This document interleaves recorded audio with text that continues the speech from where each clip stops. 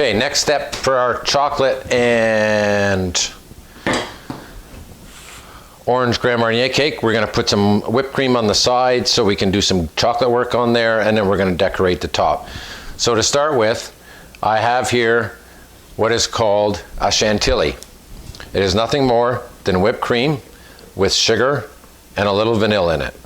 So there you go. You can dazzle your friends. Just tell them it's served with creme chantilly. Sounds so exquisite. It's just whipped cream with sugar and vanilla. I prefer to use small utensils to start with on things like this. So what we're going to do is we're just going to go and put a little bit of chantilly around the sides, and the only thing that we're going to need here is enough to make a chocolate decoration stick. So it doesn't have to be thick and it doesn't have to be perfect. I'm just going to work my way around, and then I'm going to show you a trick on how to get it smooth if you want to get it smooth.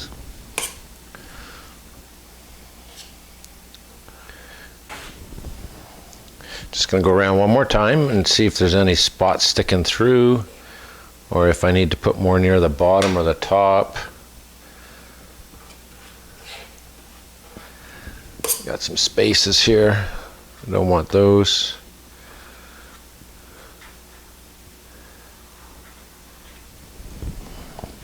Okay, so now what we're going to do here is, I was talking to you yesterday about scrapers, little plastic tools.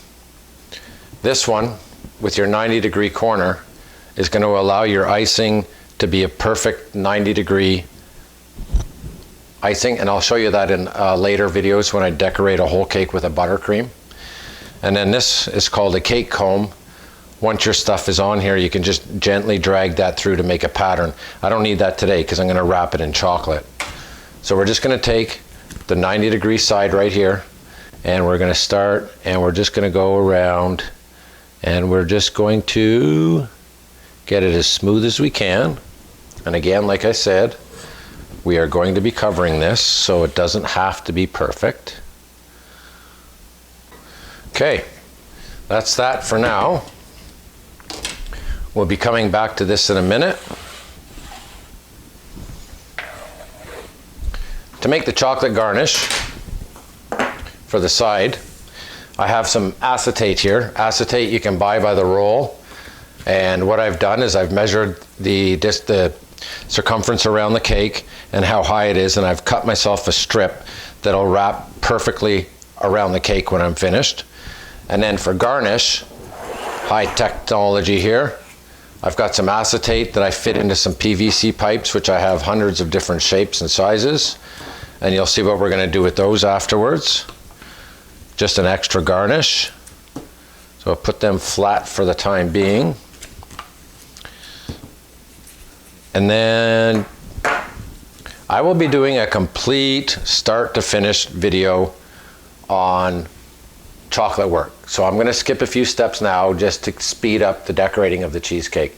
I will come back to all of this stuff in the near future. So what I have here is I have a little bit of milk chocolate.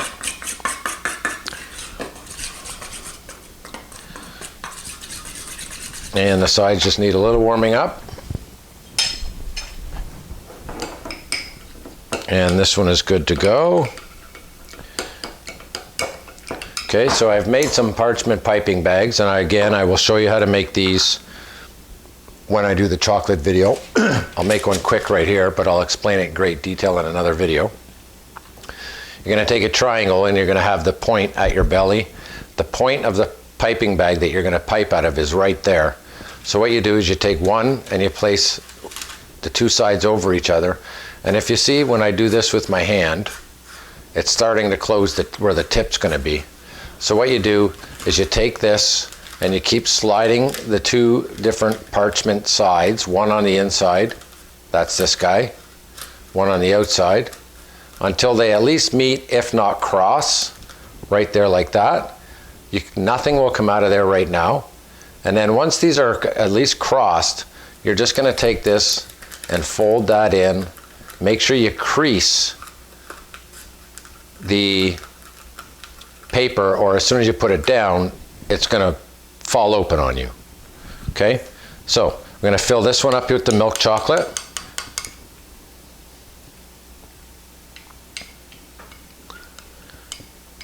Goody, goody, goody.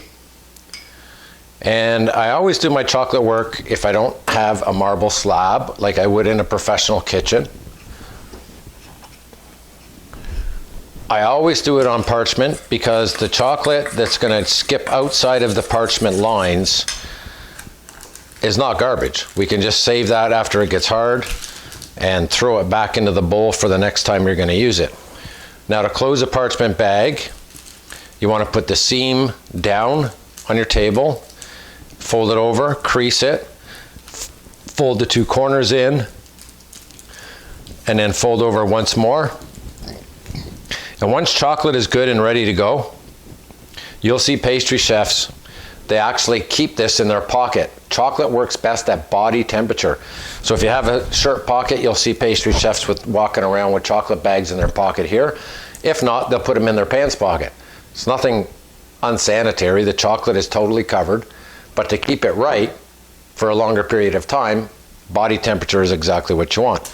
So we'll just place that off to the side for a second. And we'll come back here to our dark. And we'll pour some in there.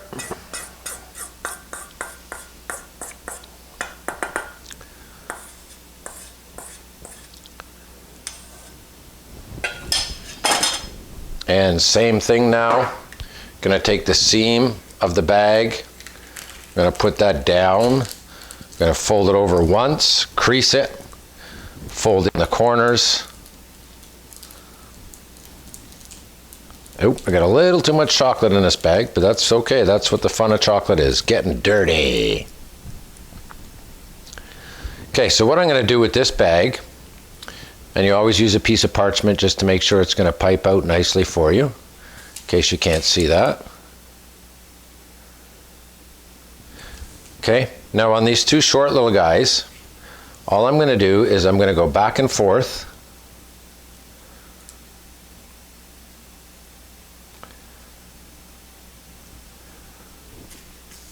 And you will see in a moment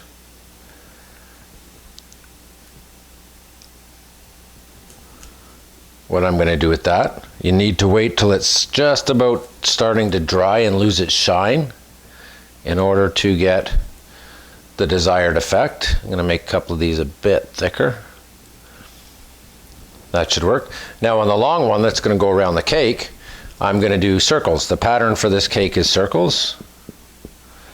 So I'm just going to do this. And then I'm going to come with my milk and continue right where I left off with the other one. And if the bag is still closed, good sharp pair of scissors, cut a tip off.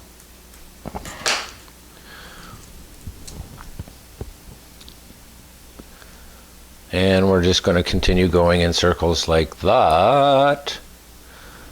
And we're done with those two bags. Now what we're going to do is we're going to take this, because this is ready before the stripes are. We're going to take our cake. Going to pick up our parchment here, minus the tape.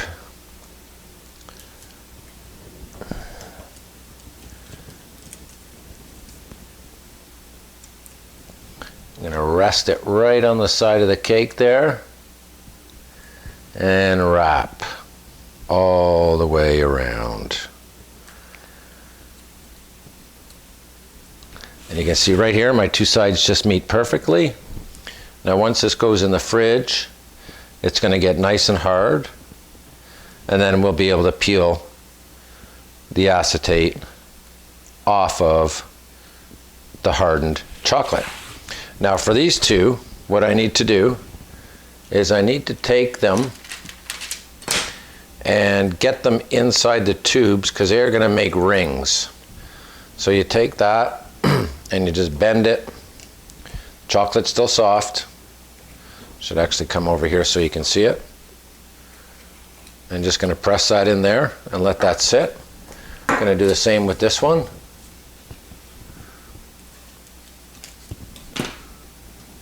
Just going to bend it and slide it down in the tube, and we're just going to let that go. Now, none of this chocolate is garbage. Some of it's still liquid. We're just going to let that harden, and I'm going to crinkle it back up and put it back in my bowls of chocolate. Well, now that the chocolate work is finished as far as the outer collar, we are going to get a piping bag and put some of our chantilly in it and get to work on the outside garnishes.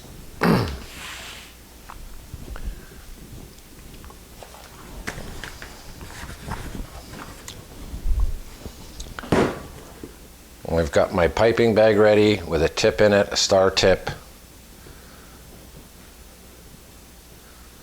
And I will also be doing a demo on how to pipe properly.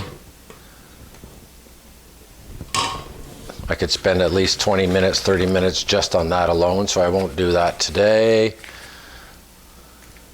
But basically speaking, if you're squeezing tight with both hands, you cannot be artistic whatsoever. You need to squeeze with one hand, usually your strong hand, I'm right-handed, and then you steer and you decorate with your left hand. And when you're putting rosettes on a cake, you want to do it like a clock so that all the portions are the same size. So this one I'm going to do into 8 portions. So at the top, I'm going to put my first rosette, going to go around, and then I'm going to turn that so it's totally opposite me. And I'm going to put another one.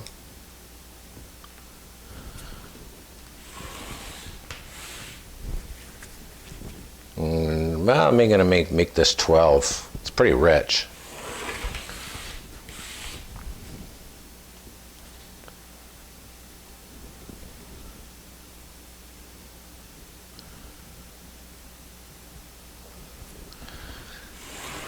And the other thing about piping rosettes on a cake, if I didn't move the cake and I just piped them all around, all of them would be pointing back at me because that's the angle of my piping bag. So you actually want to move the cake so that they are all being forced to show in the same direction.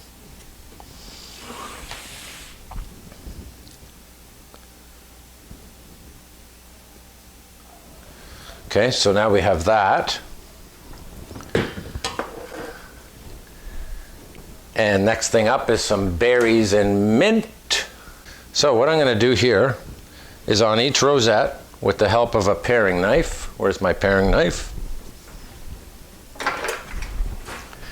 I'm going to push in a mint leaf into each rosette.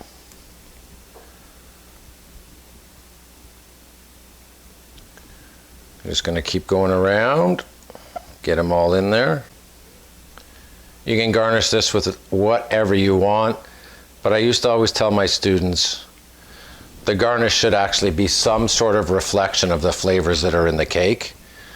So I do have some orange garnish going on here, and we've done the chocolate around the side and the ganache in the middle. So we are garnishing towards the flavor in the cake itself.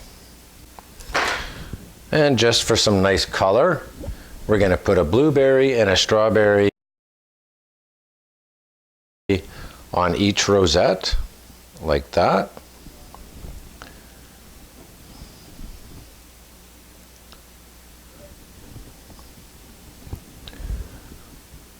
Always make sure they're the same. Raspberry left, blueberry right. Then in the middle, we're just going to take our mandarin orange slices and just make a little circle here in the middle.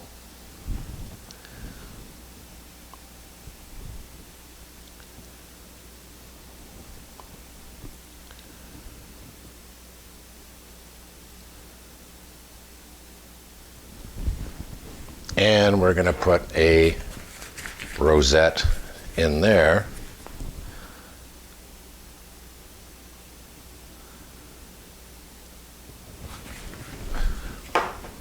So I'll be back in a couple of minutes. Gonna let this chocolate here get a little harder and let this chocolate get a little harder in the fridge so I can peel off the acetate, and I'll have some other berries ready to go.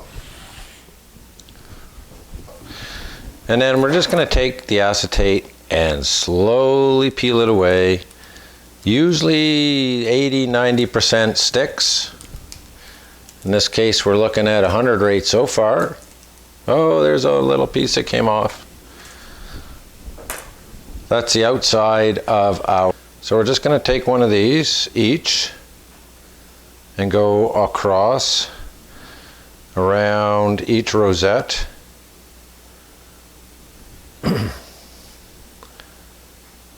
Like so.